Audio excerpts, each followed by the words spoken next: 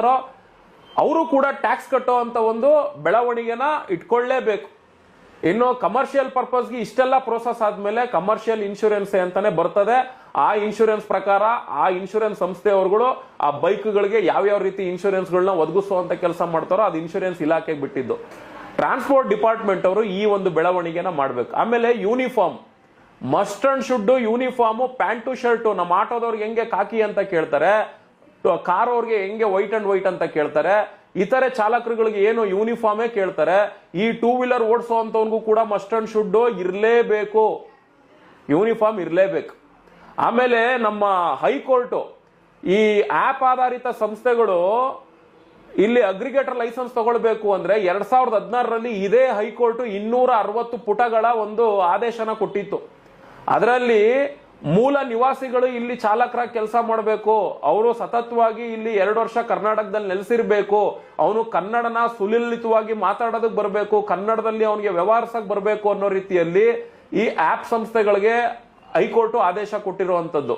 ಅದೇ ರೀತಿ ಇಲ್ಲೂ ಕೂಡ ಅಷ್ಟೇ, ಯಾವ್ದೋ ಬೇರೆ ಬೇರೆ ರಾಜ್ಯದ ಗಾಡಿಗಳನ್ನ ತಗೊಂಡ್ಬಂದು ಓಡಿಸೋ ಆಗಿಲ್ಲ, ಯಾವ್ದೋ ಬೇರೆ ಬೇರೆ ರಾಜ್ಯದ ವ್ಯಕ್ತಿಗಳನ್ನ ಕರ್ಕೊಂಡ್ಬಂದ್ಬಿಟ್ಟು ಇಲ್ಲಿ ಅವನು ರೈಡರ್ ಅನ್ನೋ ರೀತಿಲೆಲ್ಲ ಮಾಡೋ ಆಗಿಲ್ಲ. ಅವನಿಗೂ ಕೂಡ ಪೊಲೀಸ್ ವೆರಿಫಿಕೇಶನ್ ಇರಬೇಕು, ನಿಬಂಧನೆಗಳು ಈ ರೀತಿಯಲ್ಲಿ ಸಾರಿಗೆ ಇಲಾಖೆ ಗೈಡ್ಲೈನ್ಸ್ ಕೊಡ್ಲೇಬೇಕು. ಒಂದು ಬೇಜಾರಿನ ಸಂಗತಿ ಅಂದ್ರೆ ಸಾರಿಗೆ ಇಲಾಖೆಯವ್ರು ನಿಜವಾಗ್ಲೂ ನಾಚಿಕೆ ಮಾನ ಮರ್ಯಾದೆ ಏನು ಇಲ್ರಿ, ನಿಜವಾಗ್ಲೂ ಅವ್ರಿಗೆ ಏನೂ ಇಲ್ಲ. ಯಾಕೆ ಅಂದ್ರೆ ಯಾರ್ ಸಾರ್ ಇವರು ಓಲಾ ಊಬರ್ ರ್ಯಾಪಿಡೋ ನಮ್ಮ ಯಾತ್ರಿ ಯಾರು ಇವರೆಲ್ಲ? ಇವರು ಅಗ್ರಿಗೇಟರ್ ಲೈಸೆನ್ಸೇ ತಗೊಂಡಿಲ್ಲ. ಇವರು ಹೆಂಗಿಲ್ ರನ್ ಮಾಡ್ತಾ ಇದಾರೆ ಅನ್ನೋದೇ ನಮ್ಗೆ ಇವ್ರುಗಳಿಗೆ ಯಾರು ಕುಮ್ಮ ಕೊಡ್ತಿರೋರು ಯಾರು? ಏನ್ ಈ ರಾಜ್ಯ ಸಿಎಂ ಕೊಡ್ತಾವ್ರಾ, ಇಲ್ಲ DCM ಕೊಡ್ತಾವ್ರಾ, ಇಲ್ಲ ಟ್ರಾನ್ಸ್ಪೋರ್ಟ್ ಮಿನಿಸ್ಟರ್ ಕೊಡ್ತಾವ್ರಾ? ಲೈಸೆನ್ಸೇ ಇಲ್ಲ ಸರ್. ಒಂದ್ ವೇಳೆ ಇವ್ರು ಲೈಸೆನ್ಸ್ ತಗೊಂಡಿದ್ರು ಬರೀ ಕ್ಯಾಬ್ ಮಾತ್ರ ಇವ್ರಿಗೆ ಇಲ್ಲಿ ಸೇವೆ ಕೊಡೋದಕ್ಕೆ ಅನುಮತಿ ಕೊಟ್ಟಿರೋದು. ನೀನ್ ಅದನ್ನ ಬಿಟ್ಬಿಟ್ಟು ಆಟೋ ಓಡಿಸ್ಕೋ, ಕ್ಯಾಬ್ ಓಡಿಸ್ಕೋ, ಅಲ್ಲ ಇದು ಟೂ ವೀಲರ್ ಓಡಿಸ್ಕೋ, ಸೈಕಲ್ ಓಡಿಸ್ಕೋ ಅಂತ ಎಲ್ಲ ಕೊಟ್ಟಿಲ್ಲ. ಇವ್ರು ಕೊಟ್ಟಿರೋದು ನೀನು ಟ್ಯಾಕ್ಸಿ ಸರ್ವಿಸ್ ಕೊಡೋದಕ್ಕೆ ಮಾತ್ರ ಅಗ್ರಿಗೇಟರ್ ಲೈಸೆನ್ಸ್ ಇರೋದು.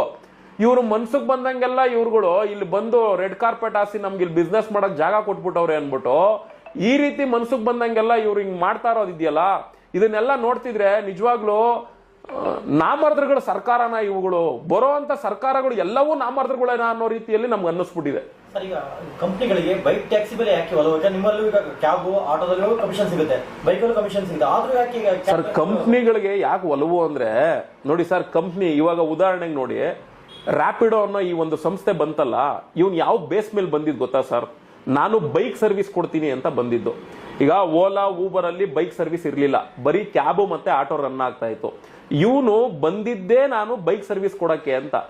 ಇವನು ಬೈಕ್ ನ ಸರ್ವಿಸ್ ಕೊಡಕ್ ಶುರು ಮಾಡಿದಾಗ ಜನ ಏನ್ ಮಾಡಿದ್ರು, ಈ ಆಪ್ ನೆಲ್ಲ ಡೌನ್ಲೋಡ್ ಮಾಡ್ಕೊಳಕ್ ಶುರು ಮಾಡಿದ್ರು.